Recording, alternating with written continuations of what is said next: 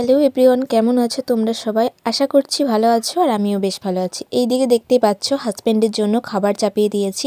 ডিমের ঝোল করছি আলু মুসুরি দিয়ে। আর এইদিকে গরম গরম ভাত হয়ে গেছে। আর ভাতের মধ্যে ওই যে তরকারি নেড়েছি খুন্তিটা, সেটা একটু ডুবিয়েছিলাম, তার জন্য ভাতটাও একটু কালার হয়ে গেছে। এদিকে টিফিনটাও ধুয়ে রেখে দিয়েছি। আর এখন দেখো ঝাপটা এখনও তুলিনি, কারণ এখন প্রচণ্ড ঠান্ডা। আর এই ঘুম থেকে উঠলাম, তো উঠেই এই যে সব কাজকর্ম সেরে এইদিকে দেখো আদিও উঠে পড়েছে আর পায়েল এসছে আমাদের বাড়িতে। তো এখন আমাদের চা খাওয়া হয়ে গেছে। তো মামাজি কি করবে? কি করবে? হ্যাঁ, বুনু নাই, বুনু গেছে ঘুরতে। আজ সকালবেলাতেই তাড়াতাড়ি কাজগুলো বাগিয়ে নিয়েছি, কারণ এই যে বাপের বাড়ি চলে এসেছি। আর বিশ্বাস করো অনেক দিন ধরে বাপের বাড়ি আসা হচ্ছে না, তো সেই কারণে আর কি মনটা আর থাকছিল না, মানে শ্বশুর বাড়িতে আসার জন্য ছটফট করছিল। তাই বাবাকে বললাম আমি আজকে যাচ্ছি। আর এসে দেখছি মায়ের অর্ধেক রান্না শেষ। এই যে ফুলকপি আলু দিয়ে মাছের ঝাল দেওয়া করেছে, আবার ওই যে সব কিছু সেদ্ধ করে নিয়েছে প্রেসার কুকারে, দেখলে ওইটা একটা চচ্চড়ি করেছে, আবার মাংসও করেছে। মা আজকে অনেকগুলোই পদ রান্না করেছে, যেহেতু জেঠুরা সবাই খাবে, কারণ জেঠিমা নেই, বৌদি নেই, তো আমার মায়ের কাছেই সবাই খাবে, সেহেতু মা আর কি সব রান্নাবান্না করছে। আর এদিকে আদি এত ডিস্টার্ব করছে, কিছু আর বলার নেই। সব চলো দেখি মা কথায় ধনে পাতা লাগিয়েছে, তুলছিল এই মাত্র। দেখি, না শুধু ধনে পাতা নয়, এই যে টমেটোও লাগিয়েছে, দেখছি টমেটোও ধরেছে কয়েকটা। আর ওই দেখো, বাপরে অনেক ধনে পাতা হয়েছে তো, ওই দেখো কত হয়েছে। আর এখানে টমেটোও ধরেছে অনেকগুলো। মা কত কাঠ জড়ো করেছে দেখো। এই যে মায়ের উনান, মা এখানে রান্না করে, জল ভরে রেখেছে দেখো কত, আমাদের টাইম কলের জল। দেখো গাইস কত গাছ লাগিয়েছে এখানে, পুরো পনকা শাকে ভর্তি হয়ে গেছে, দেখতে পাচ্ছ? এগুলো তো পনকা শাকই বলে তো। আর এখানে দেখো এই যে কত সুন্দর সুন্দর টমেটো গাছগুলো হয়েছে, দেখতে পাচ্ছ?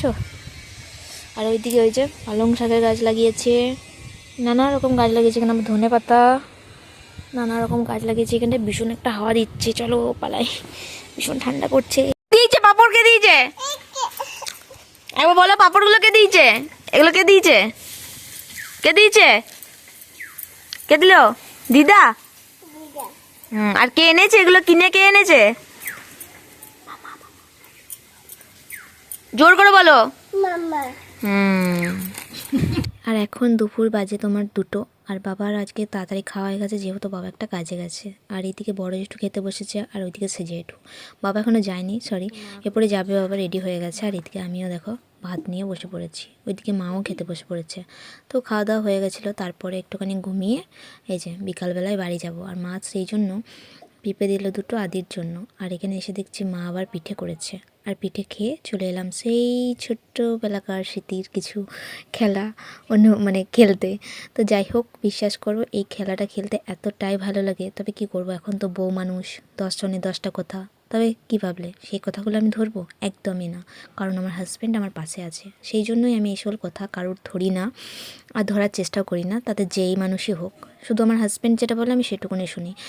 ছোটো ছেলেগুলো অনেক দিন ধরেই খেলছিল, আর অনেকেই আমাকে বলছিল কাকিমা এসো খেলো। আমি ব্যাডমিন্টন নেই বলে আমি খেলছিলাম না, তবে আজকে ওরা জেদ খুবই করছিল, তো সেই কারণে চলে এলাম খেলতে একদমই মানে প্র্যাকটিস নেই। আগে অনেক খেলেছি ছোটোবেলায়, তবে এখন তো কয়েক বছরই বন্ধ, তো তাও একটুখানি চেষ্টা করছি, তো দেখতেই পাচ্ছ।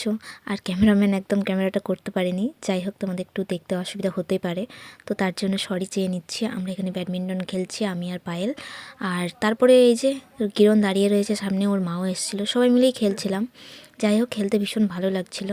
তো এখানে খেলতে খেলতে ভিডিওটা শেষ করছি। তোমাদের কেমন লাগলো অবশ্যই জানিও, আর যদি ভালো লেগে থাকে তাহলে অবশ্যই একটা কমেন্ট করে সাবস্ক্রাইব করে আমার চ্যানেলটার পাশে থেকো।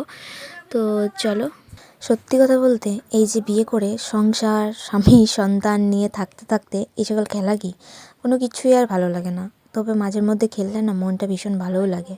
তো যাই হোক, এখানে ভিডিওটা আমি শেষ করছি।